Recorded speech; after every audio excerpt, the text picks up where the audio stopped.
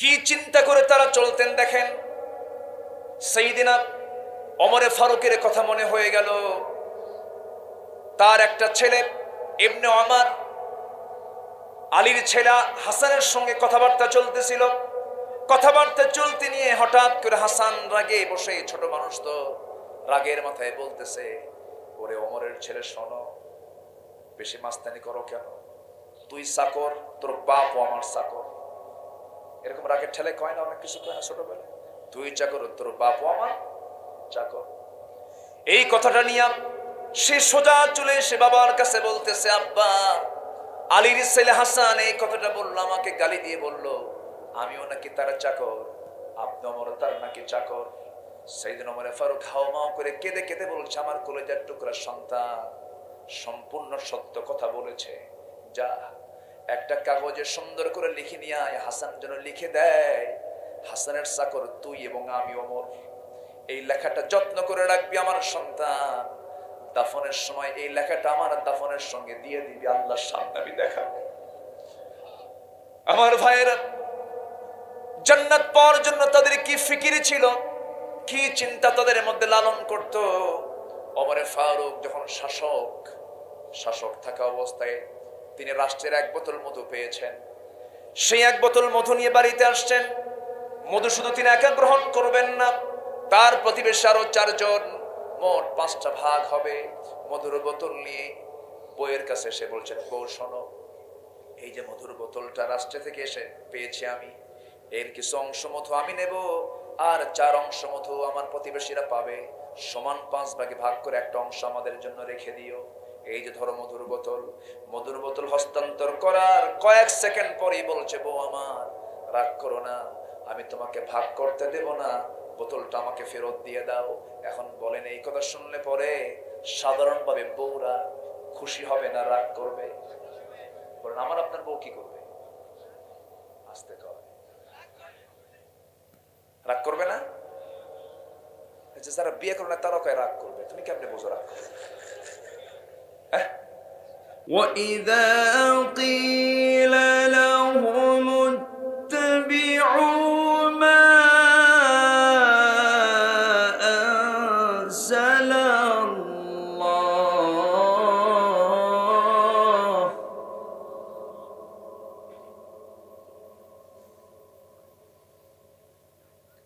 مَا أَنزَلَ اللَّهُ قَالُوا بَلْ نَتَّبِعُ مَا أَلْفَيْنَا عَلَيْهِ آبَاءَنَا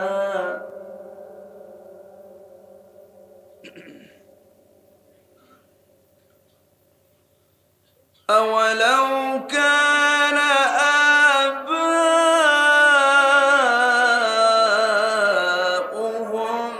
لَا يَعْقِلُونَ شَيْئًا وَلَا يَهْتَدُونَ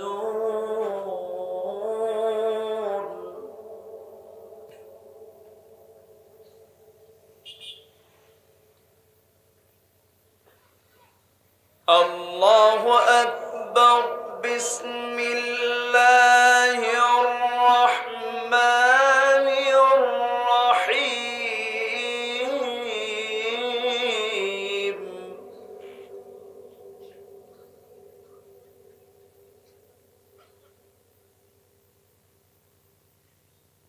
إن الله وملائكته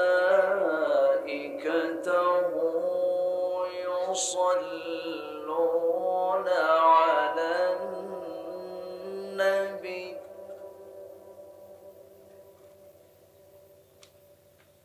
يا أيها الذين آمنوا صلوا عليه وسلموا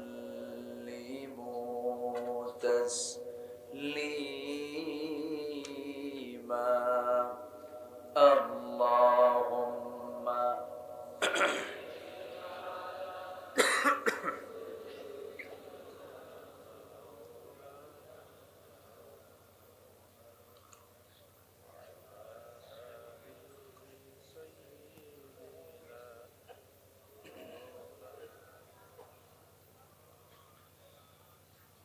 মোহাব্বত দিয়ে নবীর প্রেমে মাতোয়ারা হয়ে জবান খুলে জোরালো কণ্ঠে সবাই বলুন আল্লাহুম্মা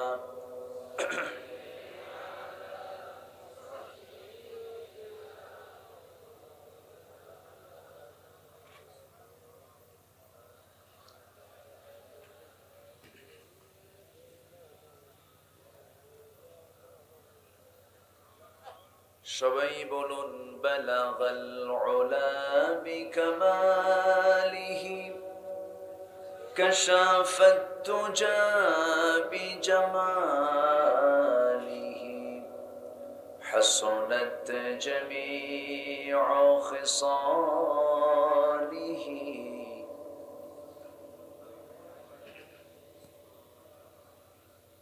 سورة يوسف بدار حكمة لقمان ما قارئ قرآن باري يهدي لسان مان ما بلغ العلا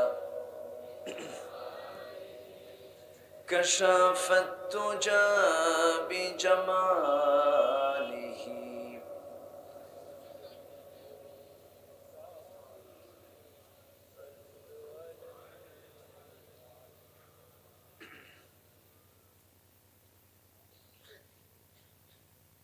প্রাকৃতিক সৌন্দর্যের অপরূপ লীলাভূমি, সুজলা সুফলা শস্য শ্যামলা,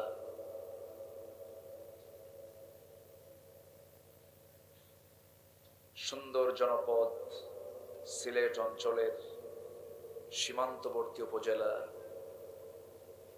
কানাইঘাট মুখিগঞ্জ বাজার ইসলামী সমাজ কল্যাণ পরিষদ কর্তৃক আয়োজিত ১৯তম তাফসীরুল কোরআন মাহফিল ২০২৪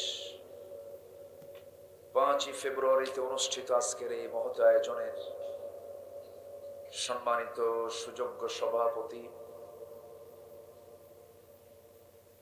আজকের এই প্রোগ্রামের বরেণ্য অতিথিবৃন্দ, হযরত উলামায়ে কেরাম, বিশেষ করে আমার পূর্বে কথা বলেছেন নন্দিত আলেমে দ্বীন উস্তাজুল আসাতিজা ঝিঙ্গেবাড়ি ফাজিল মাদ্রাসার অনারেবল প্রিন্সিপাল মাওলানা হাফিজুর রহমান, কথা বলেছেন প্রথিতযশা আলেমে দ্বীন খ্যাতনামা মুফাসসিরে কোরআন গবেষক মাওলানা আলী হায়দার নিজামী হাফিজাহুল্লাহ, উপস্থিত হযরত উলামায়ে কেরাম, ফদলায়ে ইজাম, সুশীল সমাজ, জাতির শ্রেষ্ঠ সন্তান শিক্ষক মণ্ডলী, জাতির বিবেক সাংবাদিক বৃন্দ, সামনে উপস্থিত দূরে কাছের বিভিন্ন স্থান থেকে ছুটে আসা কালেমার ঝান্ডাবাহী, তাওহীদের পতাকাবাহী, দ্বীন ইসলামের নরসারদুল বীর মুজাহিদ, প্রাণ প্রিয় সম্মানিত দ্বীনি ভাইরা, আড়ালে বসে আছেন সম্মানিতা শ্রদ্ধেয়া সর্বগুণে গুণান্বিতা মা বোনেরা, আলোচনার সূচনায় আনুষ্ঠানিকতার মধ্য দিয়ে আমার পক্ষ থেকে আবারও দিল খোলা সালাম, আসসালামু আলাইকুম ওয়া রাহমাতুল্লাহি ওয়া বারাকাতুহু। সবাই কেমন আছেন?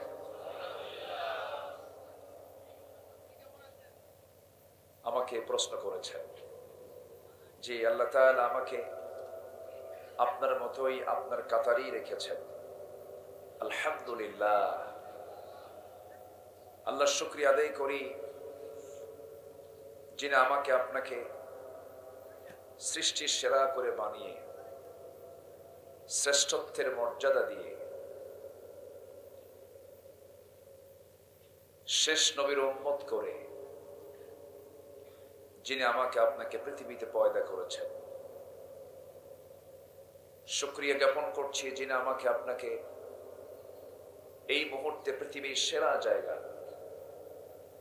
কোরআনের জালসায়, কোরআনের মজলিসে আসার বসার সুযোগ করে দিয়েছেন।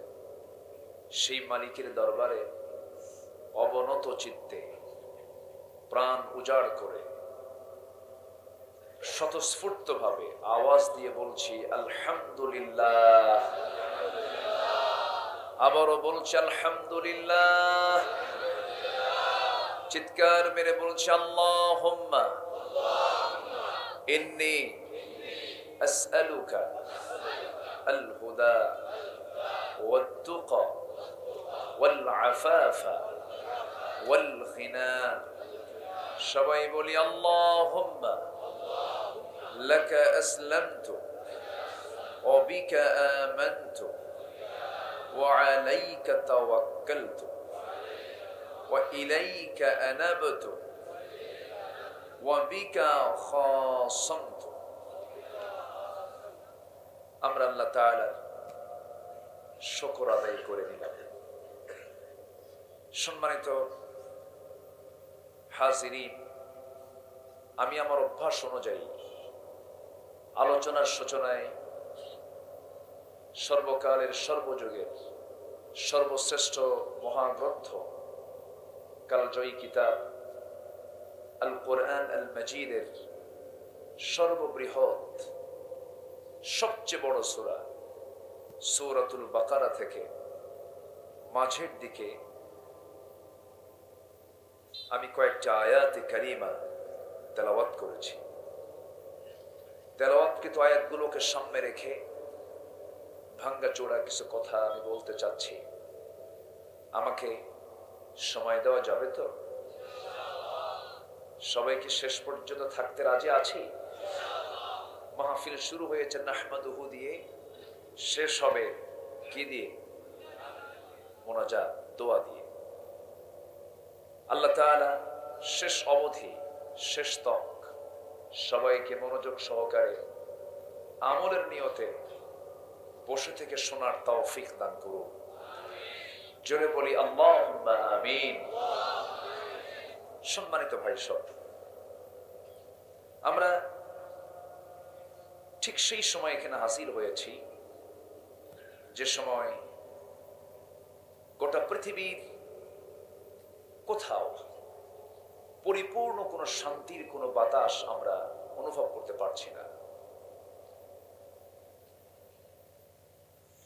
2 শতাধিক রাষ্ট্র নিয়ে এই পৃথিবী, যার প্রতি 4 জনে 1 জন মুসলমান। সম্পদের দিক থেকে, প্রাকৃতিক খনিজ সম্পদের দিক থেকে এগিয়ে আছে মুসলমান। যদি শীর্ষ ধনীর তালিকায় 10টি দেশের তালিকা করা হয়, সেখানে 1 নম্বর সহ ম্যাক্সিমাম ধনী রাষ্ট্র তালিকায় মুসলমানদের দেশের নামই চলে আসে। এত কিছু মুসলমানদের হাতে থাকার পরেও আজকে পৃথিবীতে সবচেয়ে বেশি নির্যাতনের শিকার হচ্ছে কোন জাতি? আসতে বলবেন না, কোন জাতি? মুসলমান।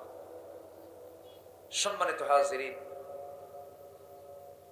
পৃথিবীতে অপর দিকে যত বিজনেস আছে, যত ব্যবসা আছে, ওয়ার্ল্ড ট্রেড যেটা, বিশ্ব বাজার যেটা, সেই জায়গায় বৈধ বাণিজ্য বেশি না অবৈধ বাণিজ্য বেশি?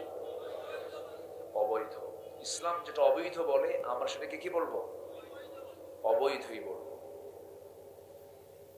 সম্মানিত ভাইয়েরা, কিন্তু আল্লাহ তাআলা বান্দাকে বলছেন, তুমি যেটাই খাবে তোমাকে খেতে হবে হালাল এবং পবিত্র। হালাল এবং পবিত্র। আজকে আমার আলোচনার সাবজেক্ট হচ্ছে হালাল গ্রহণ, হারাম বর্জন। আমি আগে ফাইন্ড আউট করে দিলাম। আমি এই বিষয়ে খুব যে বেশি লম্বা সময় নেব তাও না, তবে আপনি থাকলে আমি রাজি আছি। কারো কোনো আপত্তি নাই তো?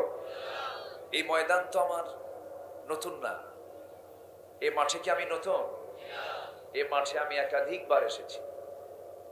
যখন আমি এসেছি সে সময় অনেকে বক্তাই হয় নাই, নামই জানতো না মানুষ। এখন মাশাআল্লাহ অনেক ভাইয়ের মুখ থেকে কোরআনে কারীমের আলোচনাগুলো সুন্দরভাবে উপস্থাপন হচ্ছে।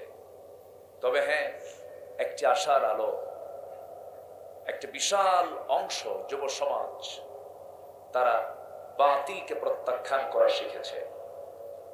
বলি আলহামদুলিল্লাহ, জোরে বলি আলহামদুলিল্লাহ। সম্মানিত ভাইয়েরা, আমি আমার নির্দিষ্ট সাবজেক্টকে সামনে রেখে মূল আলোচনার দিকে আস্তে আস্তে চলে যাচ্ছি। সূরাটার নাম কি বলুন তো? সূরাতুল বাকারা। একটা প্রাণীর সূরা, যে প্রাণী থেকে দুধ হয়, সে দুধটা আমরা পান করি, এবং অত্যন্ত শ্রেষ্ঠ পানীয়, শ্রেষ্ঠ নিয়ামতের এটা আল্লাহর পক্ষ থেকে দেওয়া হয়েছে বান্দার শরীর গঠনের জন্য। সূরাতুল বাকারা মানে হলো গাফির সূরা। গাফির এমন কোন অংশ নাই যে অংশ দিয়ে বান্দার উপকারে আসে না। এমন কি পায়খানা কি লসে না লাভে? লাভে, উপকারে আসে। তো সূরা বাকারা ওইটা এমন একটা সূরা যে সূরায় আল্লাহ তাআলা বান্দার জীবনের যত দিক আছে সব দিকের কথা কম বেশি আল্লাহ তাআলা এই সূরার মধ্যে বলে দিয়েছেন। জোরে বলি সুবহানাল্লাহ। শুরু হয়েছে চ্যালেঞ্জ দিয়ে, শুরু হয়েছে হলো চ্যালেঞ্জ, আর শেষ হয়েছে হলো দোয়া দিয়ে। 286টা আয়াত সম্বলিত দীর্ঘ মাদানী সূরা এটা। আল্লাহ রাব্বুল আলামিন শুরু করেছেন চ্যালেঞ্জ দিয়ে, শেষ করেছেন দোয়া দিয়ে। কি দোয়া তিনি শিখিয়ে দিয়েছেন বান্দাকে?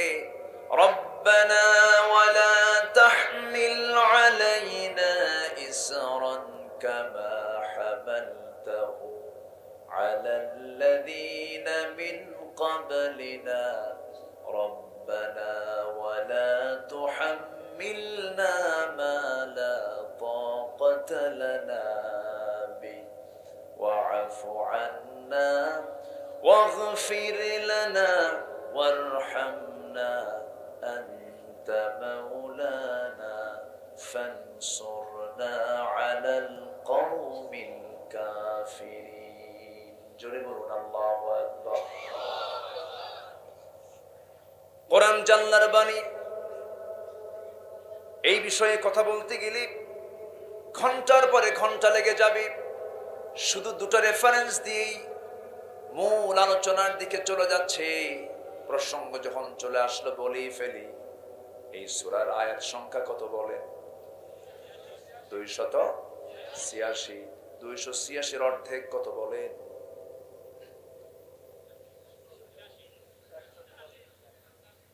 বলেন। আচ্ছা, কি আপনারা কি মন খারাপ করতেছেন?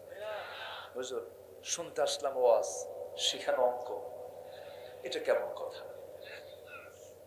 তাআল্লামুল ফারাইদ ফাইন্নাহা নিসফুল ইলম। ফরায়েজের জ্ঞান অর্জন করো, এটা হলো সকল ইলমের অর্ধেক বলেছেন মুহাম্মদ সাল্লাল্লাহু। অঙ্ক জানার দরকার আছে না নাই? যে হিসাবে হেরফের করবে তার জান্নাতে কি হিসাবে থাকবে? থাকবে না। এইজন্য অঙ্ক জানার দরকার আছে না নাই? অঙ্ক যে সাহাবীরা সবচেয়ে বেশি জানতেন, দেখি সুযোগ যদি হয় শেষের দিকে আমি মনে থাকলে বলব, জোরে বলি ইনশাআল্লাহ। 143 অর্ধেক কত? 143। এই সূরাতুল বাকারা কোরআন যে আল্লাহ নাযিল করেছেন, যে আল্লাহ আকাশকে বানিয়েছেন, আকাশ কি বিক্ষিপ্ত না সাজানো? অগোছালো না গোছালো? তারকাগুলো দেখতে কি অসুন্দর না মহাসুন্দর? আচ্ছা, এই মাহফিলের প্যান্ডেলকে সাজানোর জন্য কত লাইট লাগানো হয়েছে। আর এই বিশাল আকাশ, বিস্তৃত জমিন, এটাকে আলোকিত করার জন্য কয়টা লাইট? বলেন কয়টা লাইট? এক লাইটের চটি থাকা যায় না। কত সাজানো গোছানো। যে আল্লাহ সাজানো পৃথিবী, গোছানো দুনিয়া, সুন্দর করে জায়গা মতো সাবআতু আবহুর, 7 সমুদ্রকে সুন্দর করে স্থাপন করেছেন জায়গা মতো, সে আল্লাহ কোরআন কি ও গোছালো নাজিল করেছেন? গোছালো, সব সাজানো। এর আয়াতটা যেখানে সেটিং করা হয়েছে এটাও পরিকল্পিত, এটাও সাজানো সুন্দর করে। 286 অর্ধেক হলো 143। 143 নম্বর আয়াতে মহান রব্বুল আলামিন কি বলেন দেখেন, وَكَذَلِكَ جَعَلْنَاكُمْ أُمَّةً وَسَطًا لِتَكُونُوا شُهَدَاءَ عَلَى النَّاسِ وَيَكُونَ الرَّسُولُ عَلَيْكُمْ شَهِيدًا। জোরে বলুন আল্লাহু আকবার। এমনই করে আমি তোমাদের কি মধ্যম জাতি করে দুনিয়াতে পাঠিয়েছি। আমরা হলাম জাতিতে, আমাদের পরিচয় হলো আমরা মধ্যম জাতি। এই মধ্যম জাতি করে আল্লাহ তাআলা আমাকে পাঠিয়েছেন, আর মধ্যম জাতির ঘোষণা দিয়েছেন শেষ আয়াতে, প্রথম আয়াতে না মধ্যম আয়াতে? কোন আয়াতে? মধ্যম আয়াতে। তাহলে অর্থের সাথে সঙ্গতি রেখে আল্লাহ তাআলা আয়াতও সেট করেছেন। আমার ভাইরা, আল্লাহর পয়গম্বর ইউসুফ আলাইহিস সালাতু ওয়াস সালাম যখন ছোট মানুষ, স্বপ্নের মধ্যে দেখেছিলেন কি, ইন্নী রাআইতু আহাদা আশারা কাওকাবান ওয়াশ-শামসা ওয়াল-কমারা রাআইতুহুম লি সাজিদিন। হে আমার বাপ, হে আমার পিতা, স্বপ্নের মধ্যে আমি দেখতে পেলাম 11টা স্টার, 11টা নক্ষত্র, একটা সূর্য, একটা চন্দ্রমাকে সম্মানজনক সেজদা দিতেছে। ইন্নী রাআইতু 11। এখানে কয়টা নক্ষত্রের কথা বলা হয়েছে বলেন? 11টা। যারা কোরআনটা সুন্দর করে পড়তে পারেন আজকে গিয়ে দেখবেন, ইন্নী রাআইতু 11 কাওকাবা, এই বাক্যের মধ্যে আল্লাহ তাআলা 11 নক্ষত্রের কথা বলেছেন এবং এই আয়াতটা সাজিয়েছেন 11টা নকতা দিয়া। সুবহানাল্লাহ। এরকম করে আল্লাহ তাআলা প্রত্যেকটা আয়াতকে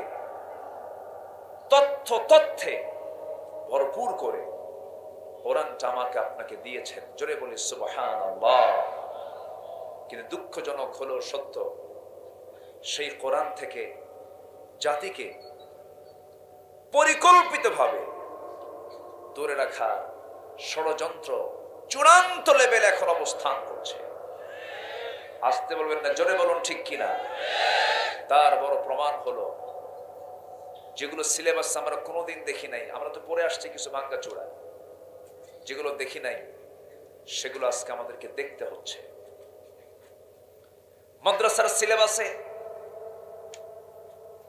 বাদ্যযন্ত্রের ছবি দিয়ে, নর নারীর ছবি দিয়ে মাদ্রাসা শিক্ষার্থীর চরিত্র, মন, মানসিকতাকে নষ্ট করে দেওয়ার জন্য, ধ্বংস করে দেওয়ার জন্য নানামুখী পায়তারা করা হচ্ছে। সম্মানিত ভাইয়েরা, ক্লাস 9 এবং 10 সামাজিক বিজ্ঞান বইয়ের ভিতরে ফিলিস্তিনের মানচিত্র না দেখায়া ইসরায়েলের মানচিত্র কেন দেখানো হলো? কেন? আমার বন্ধু কি ইসরায়েল? আমার বন্ধু কারা? ফিলিস্তিন। আমার বন্ধু তো ফিলিস্তিন। ইসরায়েল কি বৈধ না অবৈধ? বৈধ না অবৈধ? ভাড়াটিয়া কি বাড়িওয়ালা হয়? ভাড়াটিয়া কি বাড়িওয়ালা হয়? তাদের মানচিত্র আমাদের ছাত্রদেরকে শেখানো হচ্ছে, আমাদের সন্তানদেরকে শেখানো হচ্ছে। কেমন কথা! মানব জাতির পরিচয় হলো নর নারী। ইন্না খালাকনাকুম মিন যাকারিন ওয়া উনসা ওয়া জাআলনাকুম শুউবান ওয়া ক্বাবাইলা লিতাআরাফু, কিন্তু সেখানে নর নারীর পাশে, মেল ফিমেলের পাশে ট্রান্সজেন্ডার মানে রূপান্তর, পুরুষ থেকে সে মহিলা হবে অথবা মহিলা থেকে সে পুরুষ হবে, হতে চায় যারা, এই বিকৃত, এই মস্তিষ্ক প্রসূত এই সমস্ত চিন্তাধারা, বিকৃত চিন্তাধারার সাথে ইসলামের কোন সম্পর্ক আছে? আসতে বলবেন না আছে? অপরদিকে সমকামিতা, হোমোসেক্স, সেম সেক্সকে আজকে প্রমোট করা হচ্ছে।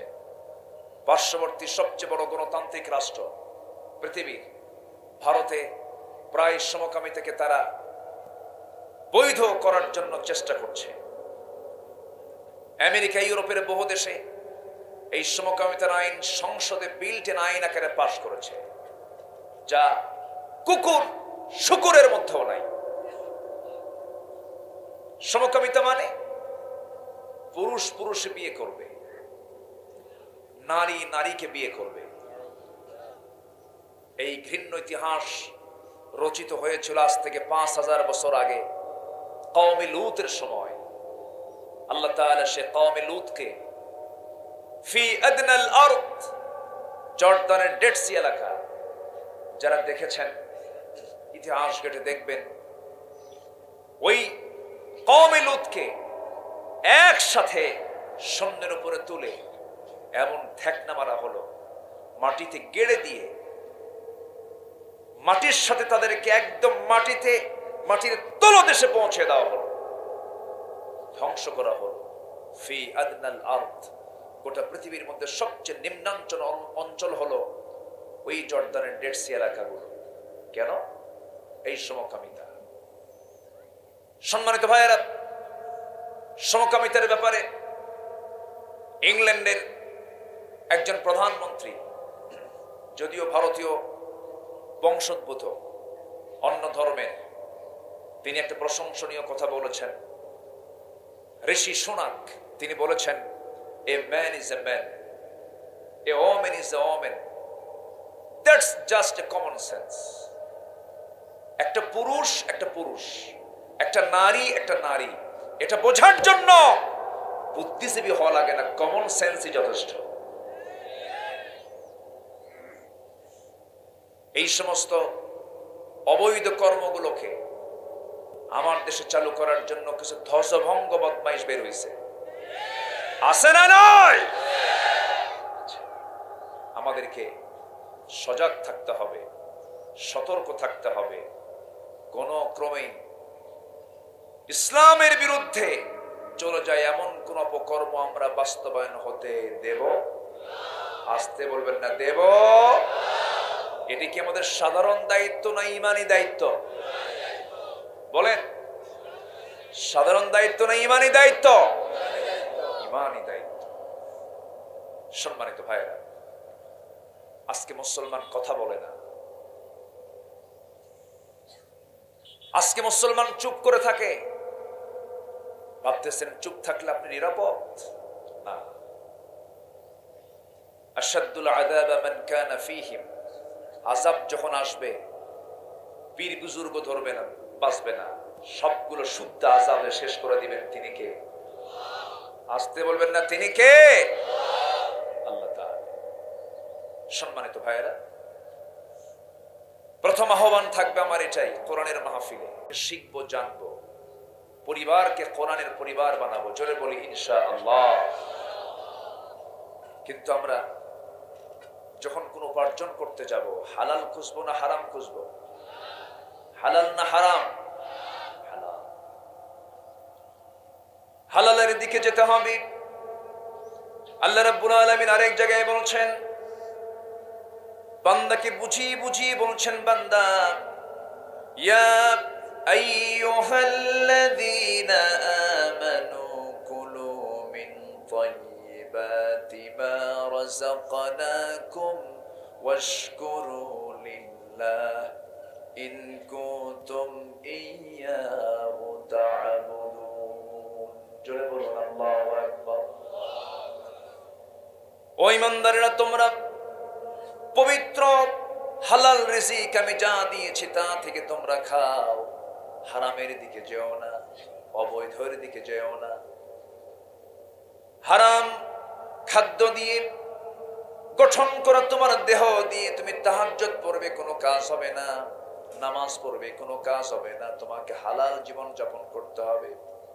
আল হালালু বাইয়িন ওয়াল হারামু বাইয়িন। হালালটা স্পষ্ট, হারামটা স্পষ্ট। একটা লাইন মনোযোগ দিয়ে কথাটা শুনুন। যদি কোনো বান্দা এই জীবনের চরাচরের সংক্ষিপ্ত জীবনে যদি হারাম গুলোকে না বলে হারামকে বর্জন করতে পারে, যে ব্যক্তি তার জীবনে হারামকে না বলবে, আল্লাহ এই বান্দার জন্য জাহান্নামকে না বলবে। এই জীবনে যে বান্দা হালালকে হ্যাঁ বলবে, হালাল ভিত্তিক জীবন যাপন করবে, আল্লাহ তার জন্য জান্নাতকে হ্যাঁ বলে দিবে। জোরে বলি সুবহানাল্লাহ, আরো জোরে বলি সুবহানাল্লাহ। সবাই কি জান্নাত পেতে রাজি আছে নাকি? সবাই কি জান্নাত পেতে রাজি আছি? আমি কি আলোচনা চালাবো? তো দুই একজন করে এরকম ওঠে কেন?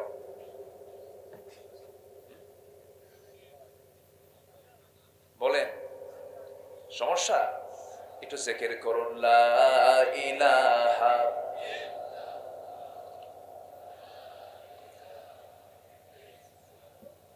আরো জোরে লা ইলাহা, আরো জোরে লা ইলাহা। সুবহানাল্লাহ ওয়ালহামদুলিল্লাহ। আরো জোরে লা ইলাহা। সুবহানাল্লাহ ওয়ালহামদুলিল্লাহ।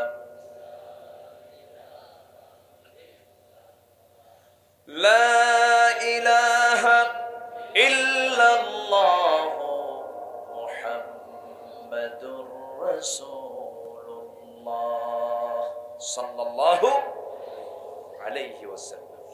মদ খাওয়া কি? আস্তে খাওয়ায়। আরো জোরে। মদ কি ছোটখাটো হারাম? বলেন। আমার দেশে মদের বোতল তো নাই, মদের দোকান, মদের লাইসেন্স, মদের আইন আছে। অথচ আমার রাসূল বলেছেন, আল খামরু উম্মুল খাবাইস। মদ হলো সমস্ত পাপের মা। সমস্ত পাপের মা হলো মদ। সে মদ আজকে অ্যাভেলেবল। দর্শনায় একটি মদের ফ্যাক্টরি আছে। গত বছর কয়েকশো কোটি টাকা লাভ হয়েছে, আলহামদুলিল্লাহ। লাভ হয়েছে তো। তাহলে মদের ফ্যাক্টরিও আছে। আবার আমার দেশে কিছু হুজুর আছে, এরা মদের ফ্যাক্টরিতে যদি দোয়ার জন্য নেয়, ওরা দোয়া করতে যায়, দোয়া করে দেয়। আছে না নাই? সিনেমা হল উদ্বোধন হবে, হুজুরকে ডাক দেয়, হুজুর একটু দোয়া করেন তো। দোয়া করে, আল্লাহ এই সিনেমার বরকত দিয়ে দাও। আছে কিন্তু এরকম তেলবাজ হুজুর আছে না নাই? এক হুজুর কোরআন তেলাওয়াত করে গোটা পৃথিবীকে হারিয়ে দিয়ে ফার্স্ট পুরস্কার নিয়ে আসছে। আবার আরেক আলেম কোরআন প্রতিষ্ঠার সংগ্রাম করতে গিয়ে ধুকে ধুকে 13 বছর জেলখানায় জীবন পাড়ি দিয়ে জান্নাতের পাখি হয়ে এখন উড়াচ্ছেন, উড়িয়ে বেড়াচ্ছেন। এখান থেকে প্রমাণ হয়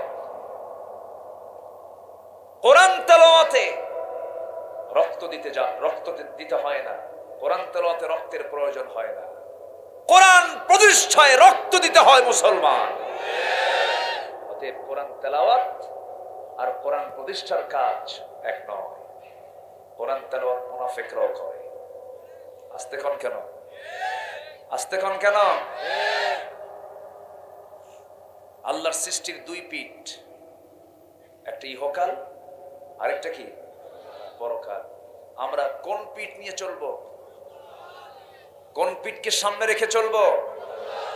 ইহকাল হলো স্বল্প মেয়াদী প্রজেক্ট, আর পরকাল হলো আনলিমিটেড চিরস্থায়ী প্রজেক্ট। অতএব ক্ষণস্থায়ী প্রজেক্ট নিয়ে পেরেশান হব না চিরস্থায়ী প্রজেক্ট নিয়ে পেরেশান হব? চিরস্থায়ী প্রজেক্ট নিয়ে আমাকে আপনাকে সামনে এগিয়ে চলতে হবে।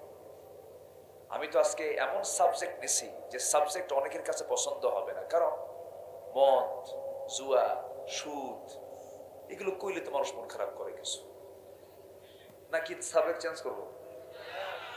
বললেও তো শুনবো না। কি কথা বোঝেন নাই? বললো কি শুনবো? আমি শুনবো না। এই সময় কেউ উঠেন না, উঠলে ভাববো যে ওটাই সুদ খায়, বসে থাকে। একটু মনোযোগ দিয়ে কতগুলো শোনেন। আমি একটু আগে উঠতে চেয়েছি, একটু উঠতে দেরি হয়, বড় মাহফিল গুলোতে একটু আগে ভাগে উঠলে ভালো হয়। যাই হোক, কত সময় তো বহুদিকে চলে যায়, একটু বসি না আজকে সময়টা ব্যয় করি কোরআনের জন্য। জোরে বলি ইনশাআল্লাহ। তাহলে মদ সকল পাপের কি? এটা কি মোল্লার কথা? বলেছেন মুহাম্মদ সাল্লাল্লাহু আলাইহি ওয়াসাল্লাম। কেমন করে দেখেন, একটু মনোযোগ দিয়ে শোনেন। কোন এক আল্লাহওয়ালা এক নগরে বসবাস ছিল তার। ওই নগরী একজন জঘন্য নারী, পতিতা নারীর বসবাস ছিল। সে সারা জীবন পতিতাবৃত্তি করে বেড়াতো।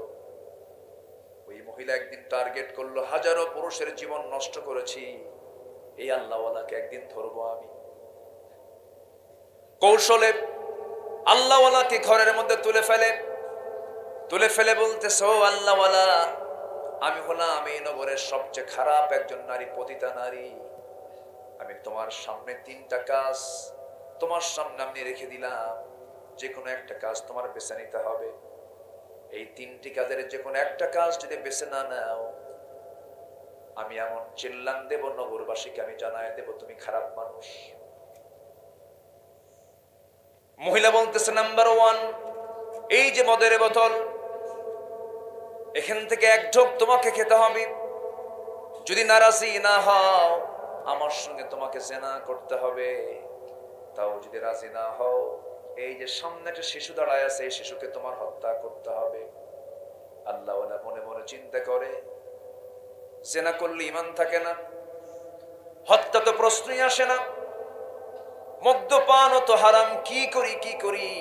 তিনটা লেভেল করতে করতে ভাবতেছে, মদের বোতল অন্তত একটা ঢোক মারলে কিছুটা হলেও হয়তো বাঁচতে পারি।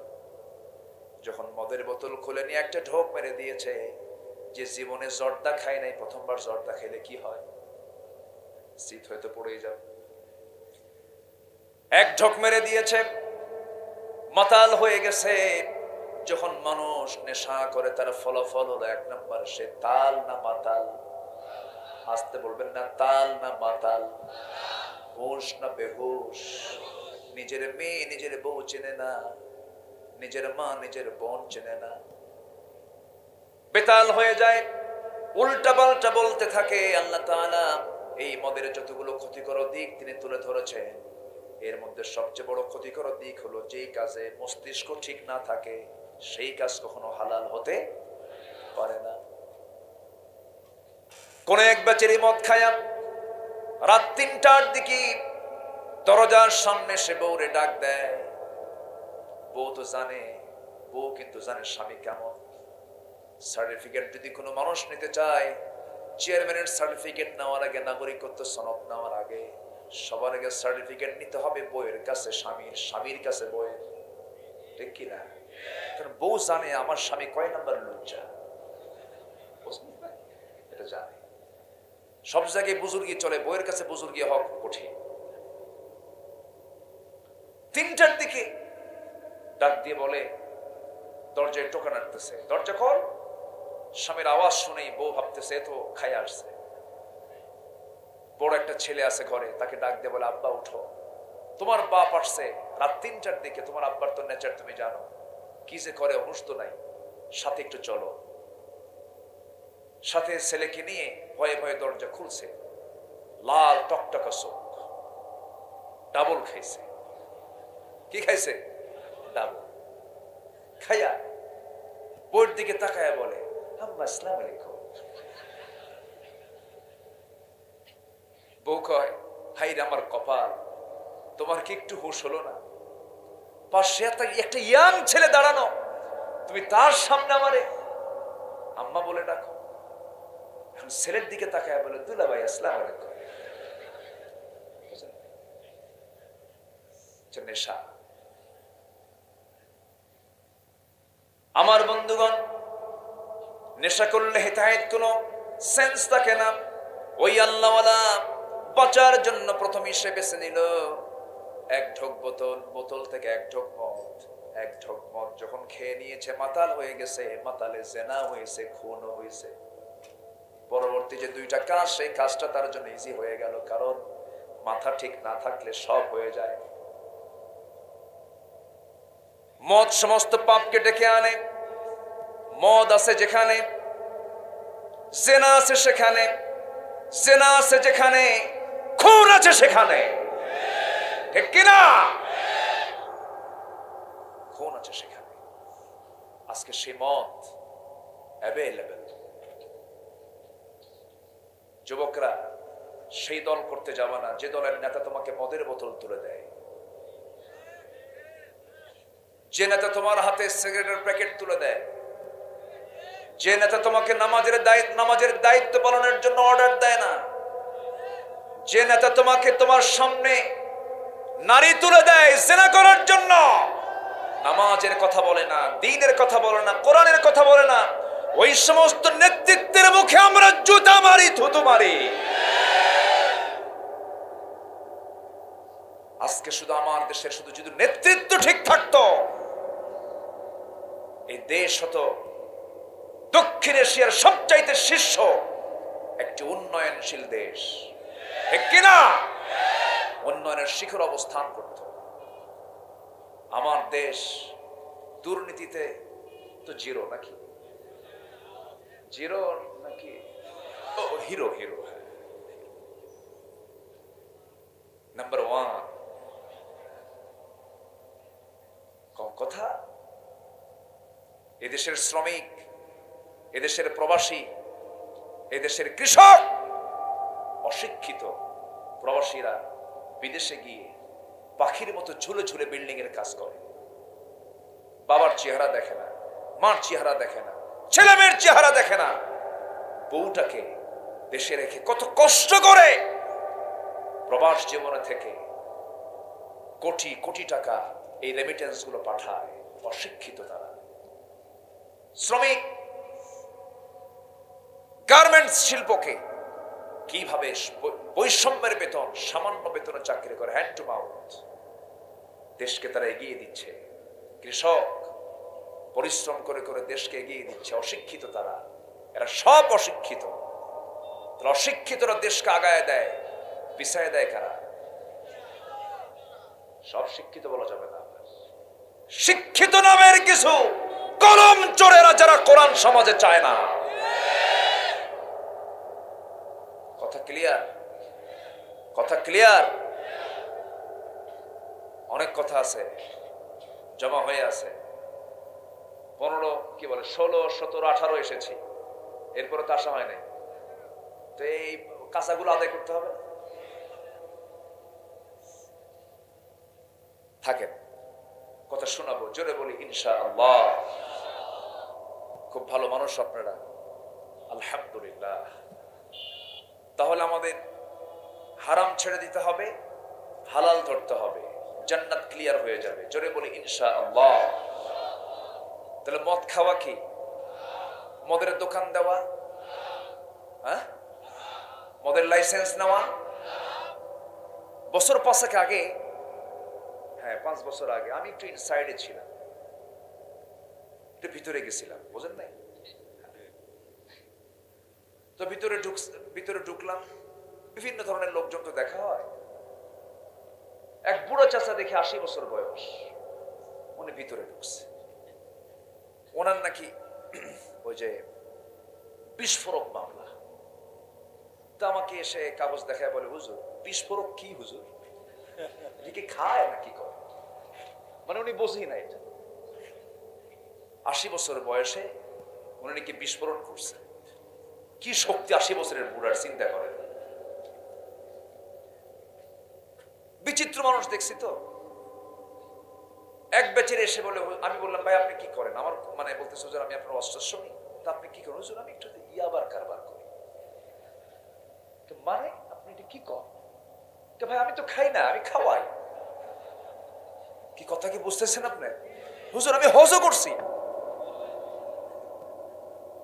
তাহলে উনি হজ করেছেন, উনি আমার ওয়াজও শোনেন, নামাজও পড়ে, ইয়াবা নিজে খায় না, একটু খাওয়ায়। কি কথা কি বোঝা যায়?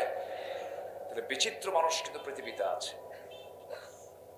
আমার দেশে কিছু মুসলমান আছে, এরা সারা বছর নামাজ পড়ে না, রমজানে এমন নামাজ পড়ে আসলে নামাজে ফেল। ঠিক আছে না? শুধু দেশেই পড়ে না, যেখানে যে পড়লে 1 লক্ষ গুণ সওয়াব পাওয়া যায় সেখানেও যায়। একদম মক্কা। একা পারে না, হুজুর একটা ভাড়া নেয়। হুজুর একটা ভাড়া নিয়ে কয়, হুজুর চলেন আপনার আসা যাওয়া ফ্রি, আপনি আমার সঙ্গে উমরায় যাবেন, আপনি এমন দোয়া করে দিবেন আমার জন্য যেন আল্লাহ আমারে জান্নাত পার করে জাহান্নাম দিয়ে দেয়।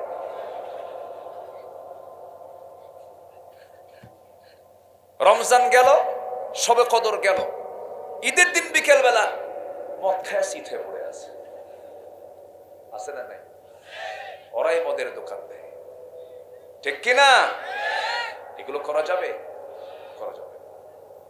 সবচেয়ে বড় ইমানদারের যোগ্যতা হলো হারাম থেকে নিজেকে বেঁচে রাখা, কবিরা গুনাহ থেকে নিজেকে বেঁচে রাখা। এটা হচ্ছে সবচাইতে বড় অর্জন। 1000 রাকাত নফল নামাজ, 1000 রাকাত আপনার বলে হাজার হাজার আপনার তসবিহ জপা, জিকির আজকার করা, এটার চাইতে আপনি একটা কবিরা গুনাহ থেকে নিজেকে মুক্ত রাখতে পেরেছেন, এটা আপনার সবচেয়ে চূড়ান্ত প্রাপ্তি, চূড়ান্ত অর্জন। জোরে বলি আলহামদুলিল্লাহ। আল্লাহ রাব্বুল আলামিন বলেন, ইন তাজতানিবু কাবাইরা মা তুনহাউনা আনহু নুকাফির আনকুম সাইয়্যাতিকুম ওয়া নুদখিলকুম মুদখালান কারীমা। বান্দা তুমি যদি বড় বড় কবিরা গুনাহগুলো ছেড়ে দাও, ছোট ছোট গুনার দিকে আমি আল্লাহ তাকাবই না। আমি তোমার সমস্ত গুনাহগুলোকে মাফ করে সম্মানজনক জান্নাত আমি তোমারে দিয়ে দেব। কবিরা গুনাহগুলো করায়, কবিরা গুনাহগুলো হলো হারাম কাজ, যেটাই কবিরা সেটাই হারাম। মদের কারবার করা যাবে না, জিনার কারবার করা যাবে না। যুবকরা, তুমি যে কোন নারীর সঙ্গে ফেসবুকে চ্যাট করছো, মেসেঞ্জারে নক দিচ্ছ, আবার একজন প্রশ্ন করে, হুজুর ফজরের সময় যদি আমার গার্লফ্রেন্ড আমাকে একটু ফোন দিয়ে ডেকে দেয়, নামাজের জন্য জায়েজ আছে নাকি? দেখছেন, টাকার জন্য আর কোনো মুয়াজ্জিন খুঁজে পায় না। আছে না? এগুলো আছে না? আরেকদিন আরেকটা ছেলে ফোন দিচ্ছে আমার ফোনে, ফোন দিয়ে বলে, হুজুর একটা প্রশ্ন করি। কি? 2 বছর আমার একটা মেয়ের সঙ্গে আমার খুব রিলেশন, তো হঠাৎ করে 1 মাস আগে সে আমার ফাঁকি দিয়ে চলে গেছে, হুজুর ওর কি গুনাহ হবে না? তো বললাম, তুমি আমার ফোন করছে কেন? তুমি সামনে আসো, তুমি কোন আল্লাহর বান্দা একটু দেখি তোমার। এই তো হচ্ছে অবস্থা। আমি আমার চোখ এরকম দেখেনি কখনো, যারা বিবাহ পূর্ব মানে অবৈধ রিলেশন করে সম্পর্ক গড়ার পর ওর ঔরসে যে সন্তানটা হয়েছে ওটা আল্লাহওয়ালা হয়েছে, আমি এরকম দেখি নাই। আমার কথা কি ক্লিয়ার? বুঝতেছেন তো? সবাই বুঝতেছেন তো? যুবকরা, এগুলো করা যাবে না। বিবাহ পূর্ব ওয়ালা মুত্তাখিদি আখদান ওয়ালা মুত্তাখিদাত আখদান, এমন কোন সুযোগ ইসলামে নাই। বিয়ের প্রয়োজন আমি খুব বলি এই ব্যাপারে কথা, খুব বিয়ের প্রয়োজন। বিয়ের সম্পর্ক ক্যারিয়ারের সাথে নয়, বিয়ের সম্পর্ক হলো যৌবনের সাথে, চরিত্র রক্ষার সাথে। বিয়ে করে ফেলতে হবে। কি যুবকরা রাগ করলে নাকি? হুজুর বুঝবেন না তো, বিয়ে করা তো সহজ বলতেছেন, কি করে খাও এরকম চিন্তা করো নাকি? এগুলো চিন্তা করা যাবে না। বান্দা যার দায়িত্ব আস্তে কয়, বান্দা যার দায়িত্ব, আমার চাইতে আমার ব্যাপারে বেশি চিন্তা কার? আল্লাহর চিন্তা মানে আমার ব্যাপারে নাই নাকি? আমার চেয়ে কম না বেশি? সার্বক্ষণিক ফেরেশতা আছে না নাই? তদারকি আছে না নাই? খোঁজ খবর আছে না নাই? সবচেয়ে আমাকে বেশি দেখেন তিনি কে? শুধু আমাকে দেখেন না, সব দেখেন। আলহামদুলিল্লাহ রাব্বিল আলামিন। স্থলভাগে প্রাণী বেশি না জলভাগে প্রাণী বেশি? স্থলভাগ না জলভাগ? স্থলভাগের কত প্রাণী আছে? স্থলভাগের চাইতে ডাবল ডাবল প্রাণী হলো জলভাগে। একটা প্রাণী আছে জলভাগের সবচেয়ে বড় প্রাণী, নীল তিমি, যার হাড়ের ওজন হলো 600 কেজি। ছোটখাটো একটা গাড়ি, ছোটখাটো কি 600 কেজি ওজন হলো ওর হার্টের যে হার্ট বিট হয় না, হৃদস্পন্দন যেটা হয়, ওটার আওয়াজ 3 মাইল দূর থেকে শোনা যায়। 600 কেজি ওজন একটা হার্টের। ওর খাবারটা কি কম? ওর হার্ট যদি এরকম নড়ে আর এত বড় হার্ট হয়, তার খাবারটা কি লাগে? কে দেয়? আস্তে করে কে দেন? আল্লাহ। আবার এত ওজনের 1700 হর্স পাওয়ার পিছনের অংশ দিয়ে সে বড় বড় জাহাজ কাটকায় দেয়। সম্মানিত ভাইরা, আবার ছোট্ট ছোট্ট প্রাণী যেরকম পিঁপড়ার গায়ের ওজনের চাইতে ওর মাথায় যে খাবার বহন করে তা দেহের ওজনের চাইতে ওই খাবারের ওজন 40 গুণ বেশি। এত শক্তি আল্লাহ তাআলা পিঁপড়ার গায়ে দিয়েছে। আচ্ছা, আমার ওজন যা, আমি মাথায় তার কতটুকু বেশি নিতে পারবো বলে? আমি না হয় 2 মণ হলাম, কি 10 মণ নিবে? 20 মণ পারবে? পিঁপড়া নিচ্ছে ওর ওজনের চাইতে আরো 40 গুণ বেশি ওজন মাল মাথায়। তাহলে এখন বলেন তো, শক্তির দিক থেকে আমি ফার্স্ট না পিঁপড়া ফার্স্ট? আচ্ছা, পিঁপড়ার নাকের ঘ্রাণ বেশি না আমার নাকের ঘ্রাণ বেশি? ভালো করে কন, আরো জোরে।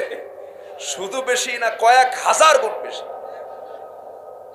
আমার বাড়ির মিষ্টির খবর আমার জানা নাই, আমার জানা আছে। যদি কয় যে ওই জায়গায় মিষ্টি আছে, এরপরে যদি বউ কয়, তাহলে বুঝবো যে হ্যাঁ মিষ্টি আছে। কিন্তু আমার বাড়ির মিষ্টির খবর কার নাকে যায়? কি কথা বোঝা গেল? আল্লাহ সবাইকে দেখে, কি নাকের পাওয়ার দিছে।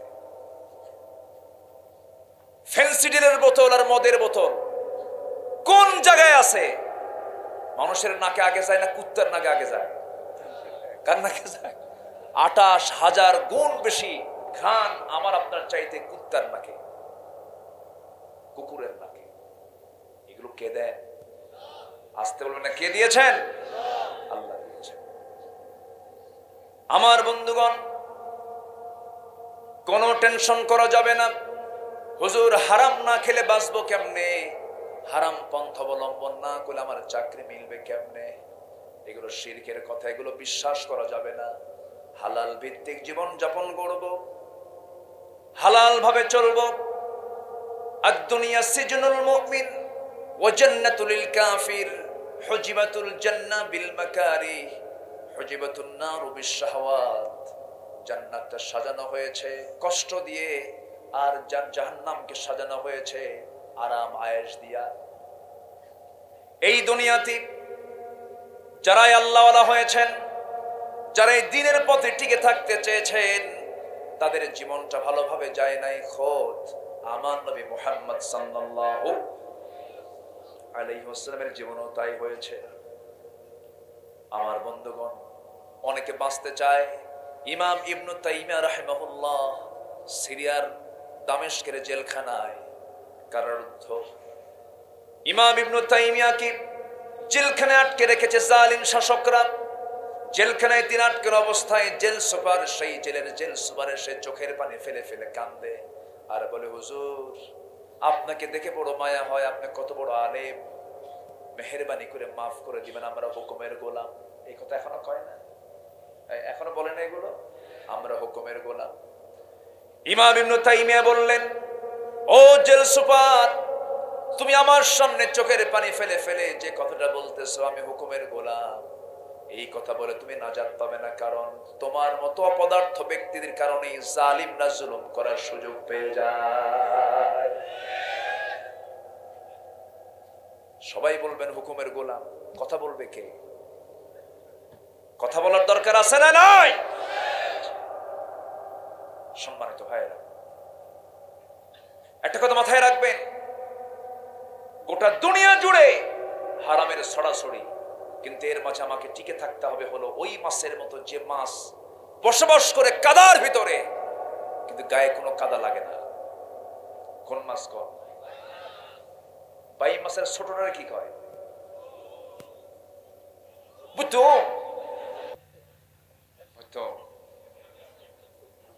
কত ভাষা, তাই না? বাই মাছ, ওর বসবাস কাদায়, গায়ে কোনো কাদা লাগার সুযোগ নাই। আমরা কাদা লাগাবো না, জোরে বলি ইনশাআল্লাহ। হারামকে আমরা বর্জন করব, জোরে বলি ইনশাআল্লাহ। পৃথিবীতে যে ব্যবসাগুলো সবচাইতে এখন হাইলাইট, একদম ফরওয়ার্ডে আছে, এক নম্বর হলো মদ। এক নম্বর কি? মদ। বিশ্বব্যাপী মাদক ব্যবসার মূল্য হলো বছরে $321 বিলিয়ন। চিন্তা করেন। আচ্ছা, মদ বিক্রির পরিমাণ হলো বছরে বিশ্ব বাণিজ্যে বিশ্বব্যাপী $1600 বিলিয়ন। অস্ত্র ব্যবসা গোটা পৃথিবীতে বছরে বিশ্বব্যাপী $100 বিলিয়ন। পতিতা ব্যবসা, পতিতা বৃত্তি, জেনার লাইসেন্স নিয়ে যারা পতিতার ব্যবসা করে, বছরে বিশ্ব বাণিজ্যে এটার দ্বারায় বার্ষিক $400 বিলিয়ন। জুয়ার কারবার চলে, ক্যাসিনোর কারবার চলে, বছরে $110 বিলিয়ন। কম্পিউটার গেমসে এই যে ফ্রি ফায়ার, পাবজি, এই ছেলেরা বোঝো না? ঠিকই হাসতেছে, কুটকুট করে হাসে, বোঝে কিন্তু সবকিছু, এরপরও খেলে। এগুলো খেলবা না। বিশ্বব্যাপী বার্ষিক এটার ব্যবসা হয় প্রায় $54 বিলিয়ন। বৈশ্বিক এই সকল মাদক, মদ, অস্ত্র, পতিতা, জুয়া, অবৈধ এই সমস্ত গেমস টেমস গুলোর পিছনে বার্ষিক বাজার মূল্য দাঁড়ায় হলো $2685 বিলিয়ন। যেরকম নাউজুবিল্লাহ। এখন বলেন, যারা এইগুলো ব্যবসার সঙ্গে জড়িত, আমার দেশে নাই তো মনে হয় নাকি, যারা এইগুলো ব্যবসার সঙ্গে জড়িত, তারা কি কোনোদিন ইসলাম আসুক এটা চায়? কোনোদিন আসুক এটা চায়? আমি আপনি? আওয়াজ কিন্তু খুব কমে গেল। সবাই কি চান? সবাই কি চান? যারা চায় না তারা কি আপনাকে দুধ খেতে দেবে? আস্তে খাবে। আপনাকে আদর করে দেবে? আপনাকে কি দাওয়াত দিয়ে খাওয়াবে? না ওদের প্ল্যান ওরা করবে? ওদের প্ল্যান ওরা করবে। তাহলে এখানে আমার আপনার দায়িত্ব আছে না নাই? আসতে বলবেন না, আছে না নাই? দায়িত্ব কি বলেন? আসেন একটু লাইনে আসেন। আমি এক রাত পেয়েছি তো, একটু বেশি রাত হলে, এখন তো একদিন মাহফিল অনুমতি পাওয়াই কঠিন। আমি 2012 সালের দিকে, 11 সালের দিকে আমি এক জায়গায় এক মাহফিলে 3 দিন করে কথা বলেছি, কিন্তু সে সুযোগ তো এখন আর নাই। মাহফিলের পরিবেশ তো এরকম নাই। তবে হ্যাঁ, এক পাকে শীত যায় না তো, ফিরে আসবে, ফিরে আসবে, ফিরে আসবে। জোরে বলি ইনশাআল্লাহ, আরো জোরে বলি ইনশাআল্লাহ। আল্লাহ আছেন না নাই? আল্লাহ আছেন না নাই? আমার দেশ কেমন চলে? কিছুই কয় না। এক রাজা দেশের বাইরে যাবে, তো দায়িত্ব দেবে এক মন্ত্রীকে। মন্ত্রীকে বললো, মন্ত্রী তোমারে রেখে যাচ্ছি, তুমি আমার দায়িত্ব পালন করবে, রাজত্ব চালাবে, আমি 1 মাস পরে আসতেছি, ভালো করে চালাবা কিন্তু কাজ জানা। 1 মাস পরে রাজা চলে আসছে, এসে বলতেছে, মন্ত্রী কেমন চালালা দেশ, আমার রাজ্যের কি অবস্থা বলো?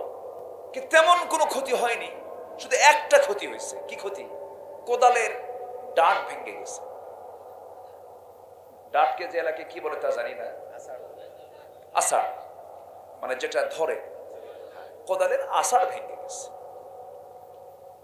রাজা বলল, এত ঠুনকু বিষয় তুমি বললা, কোদালের আষাঢ় ভাঙলো কেন?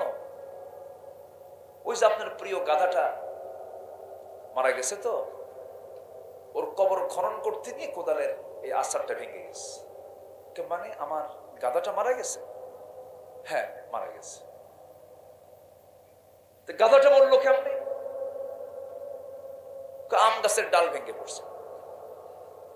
আম গাছের ডাল ভাঙলো কেন? আপনার আম্মার খুব শখ ছিল মারা গেলে পরে তাকে যেন আম গাছের ডাল দিয়ে যেন পোড়ানো হয়, মানে আমার আম্মা মারা গেছে। তুমি বলো কোদালের আষাঢ় ভাঙছে, এদিকে আমার মা নাই, গাধাও নাই, আমার মা মরলো কেমনে? বলতেছে আপনার মা মারা গেছে তার নাতি মারা যাওয়ার কারণে, মানে আমার ছেলেও মারা গেছে। আমার ছেলে মারা গেল কেমনে? তার মা মারা যাওয়ার কারণে, মানে আমার বউ মারা গেছে।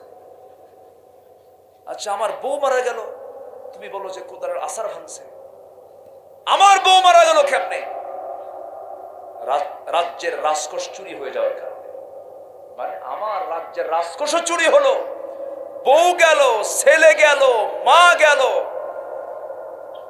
গাধা গেল, সব গেল, তুমি কেউ কোদালের আষাঢ় ভাঙছে? আমার দেশের কিছুই হয়নি, কি হয়েছে? কোদালের আষাঢ় ভাঙছে। কথা বোঝেন নাই? আকলমান ইশারা বারসাত, সচেতন ব্যক্তির জন্য ইঙ্গিত গুলোই যথেষ্ট। এই দেশকে গড়তে হবে আমাদের, কোন হারামের কাছে আমরা যাব না। উন্নয়ন কতটুকু হয়েছে বা হয় নাই কেন্দ্রই বলে দেয়, ঠিক কিনা? কেন্দ্রে মানুষ না কুত্তা?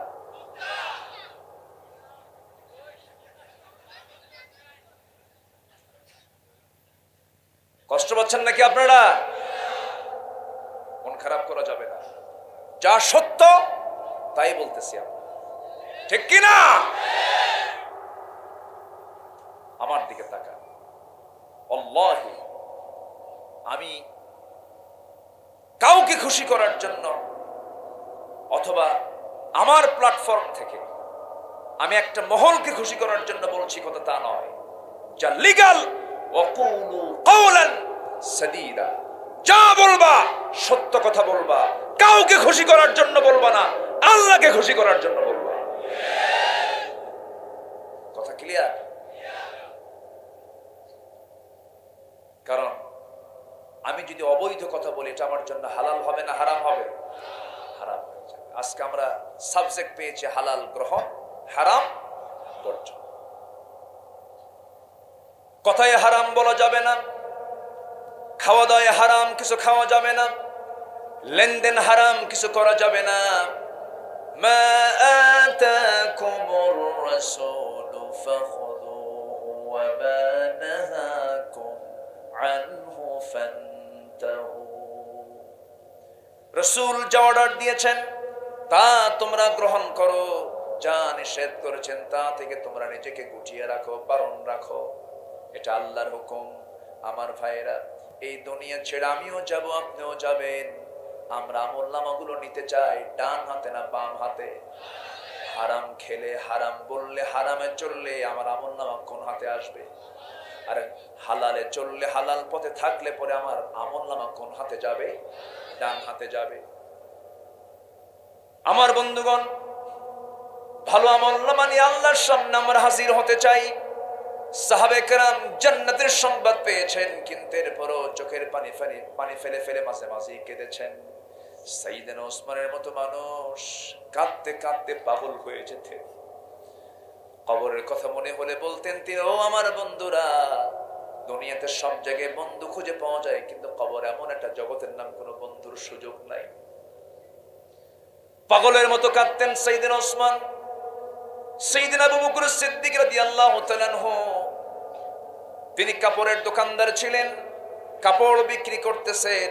এমন সময় এক কাস্টমার এসে বলে, আবু বকর, তোমার কাছ থেকে আজ থেকে 6 মাস পূর্বে আমি কাপড় নিয়েছিলাম, এই কাপড়টা আজকে তোমাকে ফেরত দিতে আসছি, কাপড় পছন্দ হয় না, ফেরত নিয়ে নাও।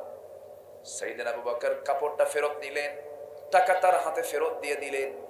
কাপড়টা হাতের মধ্যে নিয়ে তিনি হাউমাউ করে কাঁদতেছেন।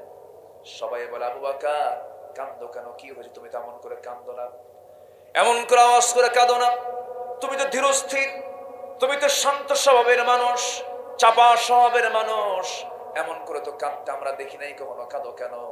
তিনি বলছেন, কান্না করার হেতু হলো, কারণ হলো এই যে কাস্টমার, তার কাপড় পছন্দ হয় নাই, তার সমস্যা মিটে গেছে, আমি তাকে টাকা দিলাম, সে আমাকে কাপড়টা দিয়ে গেল, সব মিটমাট হয়ে গেল। কিন্তু আবু বকর যখন মারা যাবে, কিয়ামতের দিন যখন আল্লাহর সামনে আবু বকর হাজির হয়ে যাবে, আল্লাহ যখন বলবে, আবু বকর, তোর দুনিয়ার জিন্দেগিতে অর্জন করা তোর নামাজ, তোর জিহাদ, তোর দান, তোর সদকা, এই যে তুই আমার হাতে দিয়েছিলি, একটা আমলও আমার পছন্দ হয় না, এই আমলগুলো তোর হাতে নিয়ে নে, যা, আমি নেব না। আমি আবু বকর সেই দিন কোথায় যাব? আমি সেদিন কোথায় যাব? আমি কার কাছে গিয়ে ধর্ণা দেব? এই জন্য আমি ডুকরে ডুকরে কাঁদি। যে লোকগুলো দুনিয়াতে বসে জান্নাতের সংবাদ পেয়ে যান, তাদের চিন্তাগুলো কি দেখেন, কি ভয় তারা করেছেন আখিরাতের। এই জন্য আমার বন্ধুগণ, আমলনামাগুলো ভালো করে যত্ন করে রাখতে হবে, যেন আল্লাহর সামনে আমরা জবাবটা দিতে পারি। ডান হাতে আমলনামা নেব আমরা, কি চিন্তা করে তারা চলতেন দেখেন। সাইয়েদনা ওমরে ফারুকের কথা মনে হয়ে গেল। তার একটা ছেলে ইবনে ওমর, আলীর ছেলে হাসানের সঙ্গে কথাবার্তা চলতেছিল। কথাবার্তা চলতে নিয়ে হঠাৎ করে হাসান রাগে বসে, ছোট মানুষ তো, রাগের মাথায় বলতেছে, ওরে ওমরের ছেলে, শোনো, বেশি মাস্তানি করো কেন? তুই চাকর, তোর বাপও আমার চাকর। এরকম রাগের ঠেলে কয় না, অনেক কিছু কয় না ছোটবেলায়, তুই চাকর, তোর বাপও আমার চাকর। এই কথাটা নিয়ে সে সোজা চলে এসে বাবার কাছে বলতেছে, আব্বা, আলীর ছেলে হাসান এই কথাটা বললো, আমাকে গালি দিয়ে বললো আমিও নাকি তার চাকর, আপনি আমার তার নাকি চাকর। সাইয়েদনা ওমর ফারুক হাওমাও করে কেঁদে কেঁদে বলছে, আমার কলেজার টুকরা সন্তান সম্পূর্ণ সত্য কথা বলেছে, যা একটা কাগজে সুন্দর করে লিখে নিয়ে আয়, হাসান যেন লিখে দেয়, হাসানের চাকর তুই এবং আমি ওমর। এই লেখাটা যত্ন করে রাখবি আমার সন্তান, দাফনের সময় এই লেখাটা আমার দাফনের সঙ্গে দিয়ে দিবি, আল্লাহর সামনে আমি দেখাবো। আমার ভাইয়েরা, জান্নাত পাওয়ার জন্য তাদের কি ফিকির ছিল, কি চিন্তা তাদের মধ্যে লালন করত। ওমর ফারুক যখন শাসক থাকা অবস্থায় তিনি রাষ্ট্রের 1 বোতল মধু পেয়েছেন। সেই 1 বোতল মধু নিয়ে বাড়িতে আসছেন। মধু শুধু তিনি একা গ্রহণ করবেন না, তার প্রতিবেশী আরো 4 জন, মোট 5টা ভাগ হবে। মধুর বোতল নিয়ে বউয়ের কাছে এসে বলছেন, বউ শোনো, এই যে মধুর বোতলটা রাষ্ট্র থেকে এসে পেয়েছি আমি, এর কিছু অংশ মধু আমি নেব, আর 4 অংশ মধু আমার প্রতিবেশীরা পাবে, সমান 5 ভাগে ভাগ করে একটা অংশ আমাদের জন্য রেখে দিও। এই যে ধরো মধুর বোতল হস্তান্তর করার কয়েক সেকেন্ড পরেই বলছে, বউ আমার, রাগ করো না, আমি তোমাকে ভাগ করতে দেব না, বোতলটা আমাকে ফেরত দিয়ে দাও। এখন বলেন, এই কথা শুনলে পরে সাধারণভাবে বউরা খুশি হবে না রাগ করবে? বলেন, আমার আপনার বউ কি করবে? আসতে কর, রাগ করবে না? যারা বিয়ে করবে না তারাও কয় রাগ করবে, তুমি কেমনে বোঝো রাগ করবে?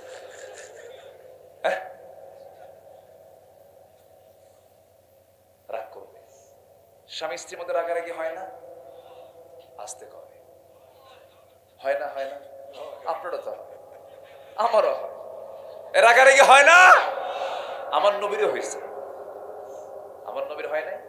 হয়েছে। আম্মা জান আয়েশা একদিন বলতেছেন, হুজুর আপনার বিরুদ্ধে বিচার, আম্মা জান আয়েশা বলতেছেন রাসূলকে, আপনার বিরুদ্ধে বিচার ডাকবো আমি। রাসূল বলেন, বিচার ডাকবা কেন? তো দোষ করছেন। বিশ্ব নবীকে বলতেছেন আম্মা জান আয়েশা, স্বামী স্ত্রী তো, দোষ করছেন। বিচারক কাকে ডাকবো? ওমরকে ডাক দিকে? না না, ওমরকে ডাকা যাবে না, ভয়ও করে আবার। দেখেন কাকে ডাকবো? আব্বাকে ডাকলেই ভালো হয়। বাপকে ডাকছে। সাইয়েদনা আবু বকর সিদ্দিক যখন শুনছেন যে মেয়ে নবীর বিরুদ্ধে বিচার ডাকছে, বলেন তো বাবার মাথা কি ঠিক থাকার কথা? নবীর বিরুদ্ধে আমার মেয়ে বিচার ডাকে, থাম। হাতের কাপড় গোছাতে গোছাতে আসতেছে আর বলতেছে, শেষই করে ফেলবো আজকে তোকে। এই মেজাজ যখন দেখছে আম্মা জান আয়েশা, দৌড় মেরে এসে নবীর পিছনে দাঁড়াইছে। ওইদিকে আবু বকরও থামে না। বাপ বেটির এই দৃশ্য দেখে রাসূল বলছেন, এই বিচারক, আগে বিচার করে না আগে রায় দেয়? কি আগে বিচার করে না বাস্তবায়ন করে? তুমি বিচারই শেষ না করে তুমি পিটন মারতে আসছো কেন?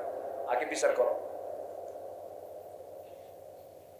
বাপকে থামায় দিলে, পিছনের দিকে তাকায় মুস্কি হাসি মেরে বলছেন, আয়েশা, ডাক দিলে তুমি আমার বিরুদ্ধে বিচার ডাকবা, তো তুমি আমার পেছনে দাঁড়ায় আছো কেন? সুবহানাল্লাহ বলবেন না?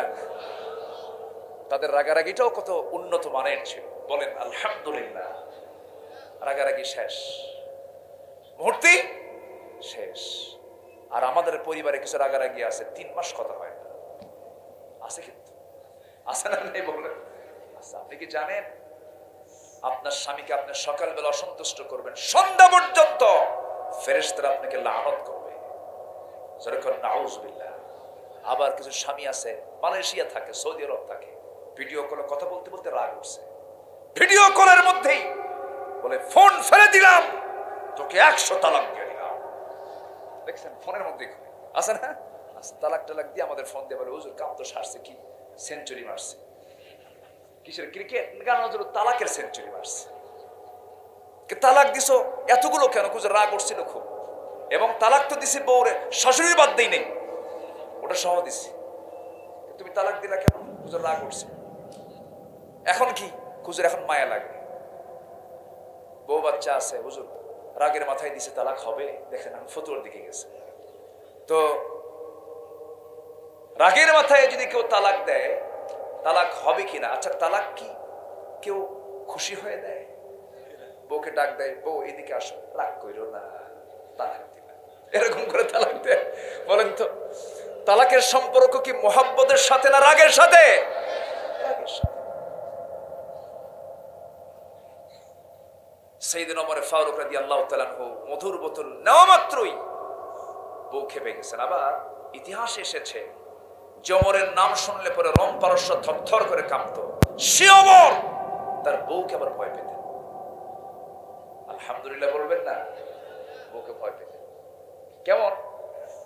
একজন বিচার প্রার্থী হয়ে তার বাড়িতে আসছে, বউয়ের সঙ্গে গন্ডগোল। এসে দেখে সাইয়েদনা ওমর ফারুকের বউয়ের সঙ্গে তার গন্ডগোল, চরম বাক বিতণ্ডা হচ্ছে, বউ শুধু বলেই যাচ্ছে। এই দৃশ্য দেখে ওই আগন্তুক ব্যক্তিটা চলে গেল, যাচ্ছে চলে। সাইয়েদনা ওমর ফারুক বলেন, এই তুমি আসলা কেন আর গেলে কেন?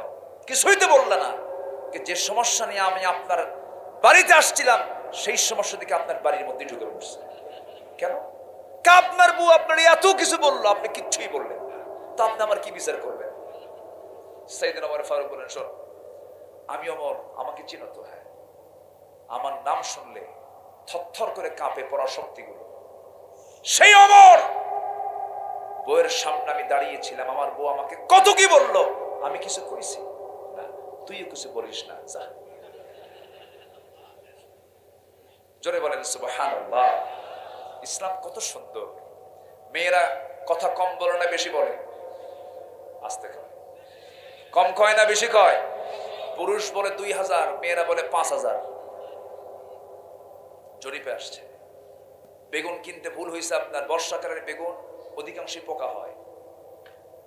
বর্ষাকালের বেগুন নিয়ে চলে গেছেন বাড়িতে, বউ বটি নিয়ে কুর্তি নিয়ে যদি দেখে বেগুন পচা, ওই সময় থেকে বেগুনের তফসির শুরু হবে একটানা 3 ঘন্টা। ঠিক আছে না? আল্লাহ তাআলা মেয়েদেরকে এই ডিপার্টমেন্ট দিয়েছেন, কথা বেশি বলার। কেন জানেন? লাগে। বাচ্চা লালন পালন করে কে? বাবা না মা? বাচ্চা লালন পালনে কথা কম লাগে না বেশি লাগে? কম লাগে না বেশি লাগে? বেশি লাগে। এক কথা বারবার বলতে হয়, বাবা থাম, বাবা থাম, বাবা থাম, ও ময়না বাবা, সুমা দেয়, আদর করে, বারবার বলে। এই দায়িত্ব যদি বাপকে দেওয়া হয়, বলে কথা কম কয় তো, আব্বা থাম, আব্বা থাম, তাও কাঁদবে, আব্বা থাম, থাম। এরপরে কি হবে? আসার মারতে উদ্ধত হবে। এই জন্য আল্লাহ তাআলা যাকে যা দিয়েছেন তার জন্য ব্যালেন্স করে দিয়েছেন। যেরকম সুবহানাল্লাহ। সাইয়েদনা ওমর ফারুক রাদিয়াল্লাহু তাআলার স্ত্রীর মোটিভটা বুঝলেন, ভাবলেন যে একে পরে বুঝাবো। কিচ্ছু বললেন না। সাইয়েদনা ওমর ফারুক রাদিয়াল্লাহু তাআলা আনহু মধুর বোতলটা হাতে নিয়ে এক প্রতিবেশীর কাছে গিয়ে বললেন, ও প্রতিবেশী, এই যে মধুর বোতলটা দিয়ে গেলাম, মধুর বোতলটা ভাগ করো, সমান 5 ভাগে ভাগ করে একটা ভাগ তুমি আমাকে দিবা। এক ভাগ তিনি নিলেন, তার কাছ থেকে নিলেন। নেওয়ার পরে বউয়ের কাছে সে বলছেন, বউ আমার, রাগ করো না আমার উপরে, আমি তোমাকে ভালোবাসি, আমি তোমাকে মহব্বত করি, আমি তোমাকে ট্রাস্ট করি, কোনো সন্দেহ নাই। আমি রাষ্ট্র চালাই, তুমি আমার পরিবার চালাও। আমি গোটা দুনিয়া দেখি, তুমি আমার পরিবার নামক দুনিয়াটা দেখো, আমার সন্তানকে দেখো, লালন পালন করো, রান্না বান্না করো। তুমি যদি এই ডিপার্টমেন্টকে বন্ধ রাখো, আমার রাষ্ট্র চালাতে বিঘ্ন হয়ে যাবে। তুমি আমার বিশাল বড় সাপোর্টার। দেখেন, এরকম প্রশংসা করার দরকার আছে না? নাই। এরপরে বলেন, বউ আমার শোনো, এই যে মধুর বোতল তোমাকে দিলাম ভাগ করার জন্য, কিন্তু ভাগ করতে দিলাম না এই জন্য, কারণ এই মধুর বোতলটা মধু ভাগ করতে নিবা, তুমি সমান ভাগে ভাগ করবে, ভালো কথা, কিন্তু তোমার হাতের প্রয়োজন হবে, হাতটা ব্যবহার করবা। এই হাত ব্যবহার করতে নিয়া তোমার হাতের মধ্যে মধু যেহেতু তরল জিনিস, 1 ফোঁটা হোক, 2 ফোঁটা হোক, 3 ফোঁটা হোক, মধু তোমার হাতে লেগে আসবে। এতটুকুন মধু তো আমাদের বেশি নেওয়া হয়ে যাবে, এতটুকুন মধু আমাদের ভাগে বেশি আসুক চাই নাই মনে করে মধু ভাগের দায়িত্ব আমি অন্যজনকে দিয়ে দিয়েছি। যেরকম সুবহানাল্লাহ, আরো জোরে বলুন সুবহানাল্লাহ। চিন্তাটা দুনিয়ার না আখিরাতের? আসতে বলবেন না, চিন্তাটা দুনিয়ার না আখিরাতের? আখিরাতের চিন্তা তারা করেছেন। আমার বন্ধুগণ, সাইয়েদনা ওমর ফারুকের নাম যখন চলে আসলে একটু বলেই ফেলি। অর্ধ দুনিয়ার শাসক কিভাবে বেছে বেছে জীবন যাপন করেছেন, কি সুন্দর তাকওয়ার জীবনটা তার ছিল। সাইয়েদনা ওমর ফারুকের একটা ছেলে বাজার থেকে ঘোড়া কিনে আনছে। ঘোড়া কিনে আনার পরে সেই ঘোড়াটা মোটা তাজা করে বিক্রি করবেন। মোটা তাজা করার জন্য ঘাস খাওয়ায়, যে ঘাসটা খাওয়ায় সেই ঘাসটা উৎপাদন হচ্ছে হলো রাষ্ট্রের জায়গায়। রাষ্ট্রের জায়গার ঘাস বিক্রি খাওয়ায়া খাওয়ায়া ঘোড়াটা বড় করেছেন। সেই ঘাসটা যখন খাওয়ায়া বড় হয়ে গেছে, ঘোড়া বিক্রি করতে গেছে বাজার থেকে, ঘোড়া বিক্রি করে বাজার থেকে চলে আসছে। টাকা নিয়ে যখন চলে আসছে, দরজায় দাঁড়ায় আছে ছেলে। ওমর ফারুক বলছেন, ও আমার সন্তান, তুমি থামো। ঘোড়া কিনছো কত দিয়া? এত দিয়া। বিক্রি করছো কত দিয়া? এত দিয়া। এই যে তোমার এতটা লাভ হলো, এই লাভের অংশটুকু তুমি কখনো নিজে ভোগ করতে পারবে না, এটা তোমার জন্য হারাম হয়ে যাবে। কারণ ঘোড়া এতদিন যাবৎ যত ঘাস খেয়েছে সেই ঘাস হলো রাষ্ট্রের জায়গার ঘাস। অতএব লভ্যাংশটা রাষ্ট্র পেয়ে যাবে। যেরকম সুবহানাল্লাহ। আসেন দোয়া করে দিই। হ্যাঁ, ওঠে কে ধরেন তো, ধরেন তো, ওঠে কে ধরেন। কে রাগ করতেছেন নাকি আপনারা? বসেন, কোনো চাপ চুপ নাই। কিসের চাপ? সবাই থাকেন ইনশাআল্লাহ। মাহফিলে বসে যদি বিরক্তি লাগে, নামাজ দাঁড়াইছেন, ইমাম সূরা লম্বা করছে, যদি মনে হয় এরকম যদি আসে, তাহলে ভাববেন যে মারাত্মক ভাবে শয়তান আপনাকে আক্রান্ত করেছে। ঠিক কিনা? এরকম মুসল্লি আছে না, গলা ছাড়ি দেয়। এগুলো করা যাবে না। শয়তান মনে হয় কানাই কাট আসে না? হ্যাঁ, কানাই কাট আসে শয়তান? আসে, আসে। বসি আমরা আর একটু সময়। তাহলে হারাম কাজ আছে না নাই? ইসলামী সমাজের বৈশিষ্ট্য হলো যে সমাজে হারাম কাজগুলো করা জটিল হবে, হালাল কাজগুলো করা সহজ হবে, সেটা হলো ইসলামী সমাজ। আর যে সমাজে হালাল কাজ করা জটিল হবে, হারাম কাজ করা সহজ হবে, সেই সমাজ হবে অন-ইসলামী সমাজ। আজকের সমাজে কোন কাজ করা সহজ? কোন কাজ করা সহজ? বিয়ে করা কঠিন, জেনা করা সহজ। জেনার কাগজ লাগে না, বিয়ে করলেই কাবিন খোঁজে। বিয়ে করলে কি খোঁজে? কাবিন খোঁজে। কিন্তু জেনার কোনো কাবিন লাগে না। কষ্ট পাচ্ছেন নাকি আপনারা? আমার বন্ধুগণ, আল্লাহ রাব্বুল আলামিন হালালকে ধরতে বলেছেন, হারামকে বর্জন করতে বলেছেন। আয়াত তো আমি তেলাওয়াতই করলাম না এ পর্যন্ত, যেখান থেকে আমি তেলাওয়াত দিয়ে শুরু করেছি। আমি আলোচনার গভীরে চলে গেছি, এখন আয়াতটা মিলায়ে দেই। আল্লাহ রাব্বুল আলামিন বলেন, ইয়া আইয়ুহান নাসু ইয়া আইয়ুহান নাসু কুলু মিম্মা ফিল আরদি হালালান তাইয়্যিবা ওয়া লা তাত্তাবিউ খুতুওয়াতিশ শাইতান ইন্নাহু লাকুম আদুউম মুবিন। জোরে বলুন আল্লাহু আকবার। হে মানব মণ্ডলী, তোমরা এই জমিনে যা কিছু খাবে তা হতে হবে হালাল এবং পবিত্র। হালাল এবং পবিত্র, নাপাক কোনো কিছু খাওয়া যাবে না। মাঝে মাঝে মাহফিলে এসে কিছু কিছু লোক প্রশ্ন করে, হুজুর বিড়ি খাওয়া কি জায়েজ আছে নাকি? মানে উনি জায়েজের চেষ্টায় আছেন। আমার বন্ধুগণ, ইমানদার এমন কোনো কাজ করবে না যেটা ফুসুকি কাজ, যেটা আপত্তিকর কাজ, যেটা নিন্দনীয় কাজ। এমন কোন কাজ ইমানদার দ্বারা হতে পারে না। দুঃখজনক হলো সত্য, আমার দেশে আজকে নামাজি বেশি না বেনামাজি বেশি? আমার দেশে দাড়িওয়ালা বেশি না দাড়ি ছাড়া লোক বেশি? আমার দেশে যে সমস্ত মুসলমানগুলো বসবাস করে তারা কোরআন পড়তে পারার সংখ্যা বেশি না কম? কম। কোরআন পড়তে পারে না, নামাজও পড়ে না, দাড়িও নাই মুখে, বিড়ি খায় কম না বেশি? বেশি। তাহলে এগুলো কি মুসলমানদের গুণ নাকি? মুসলমানদের গুণ তো এগুলো না। আজকের মাহফিল থেকে আমরা সিদ্ধান্ত নেব, চূড়ান্ত সিদ্ধান্ত নেব, এই যে মাহফিল আমরা এসেছি, মৃত্যুর দিন পর্যন্ত আমরা কখনো 5 ওয়াক্ত নামাজ আমরা কেউ ছেড়ে দেব না। সিদ্ধান্ত কি নেওয়া যায় নাকি? সবাইকে সিদ্ধান্ত নিতে রাজি আছেন নাকি? একটু হাত তুলে দেখান তো দেখি।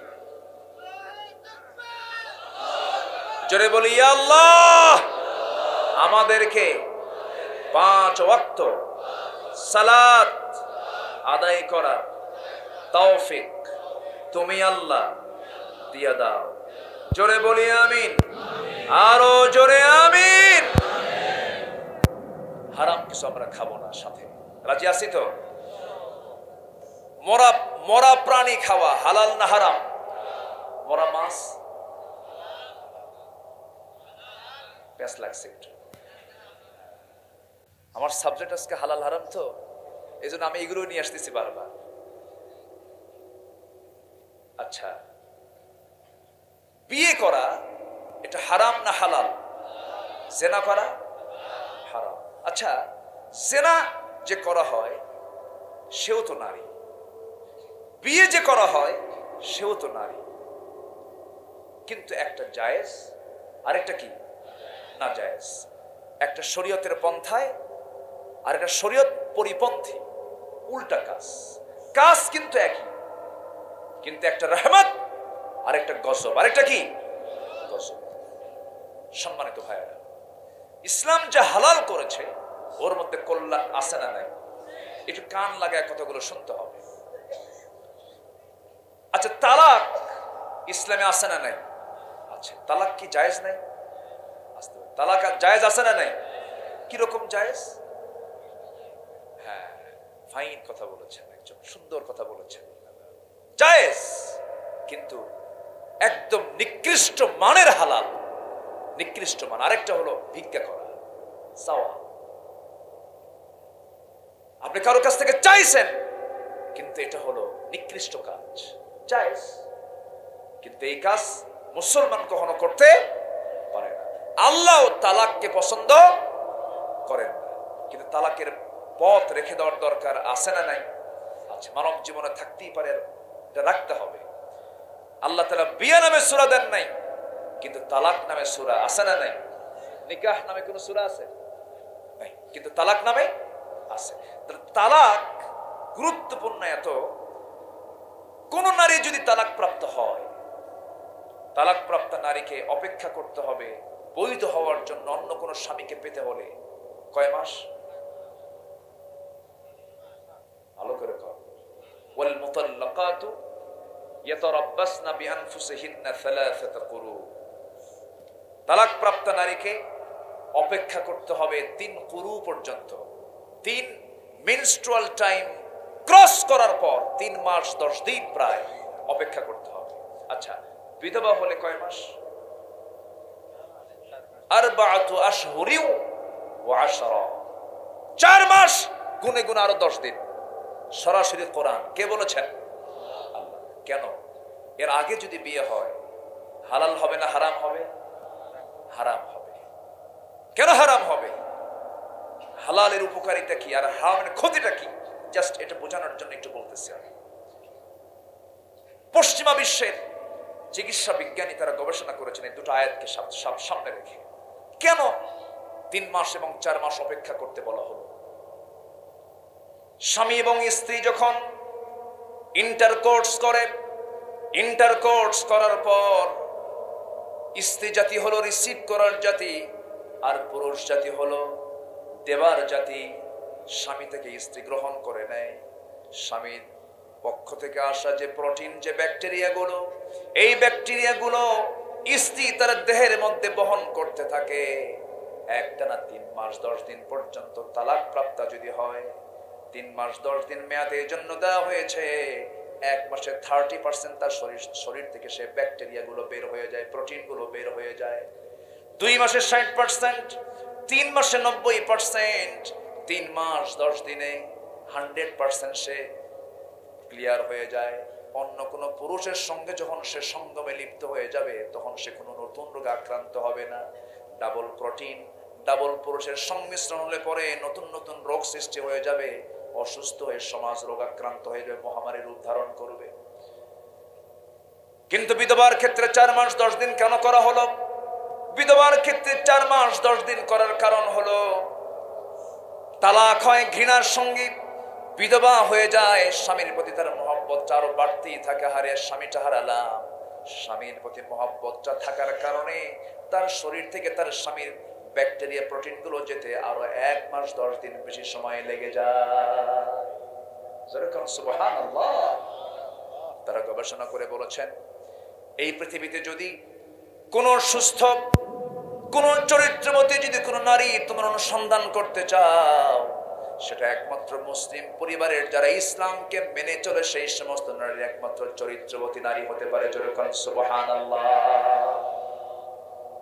হালালের ভিতরে কল্যাণ আছে না নাই?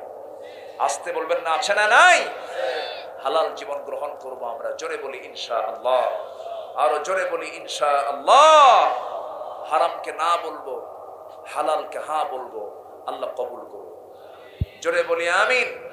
এবং হারামকে সমাজ থেকে বন্ধ করার জন্য আমাদের কাজ করার দরকার আছে না নাই?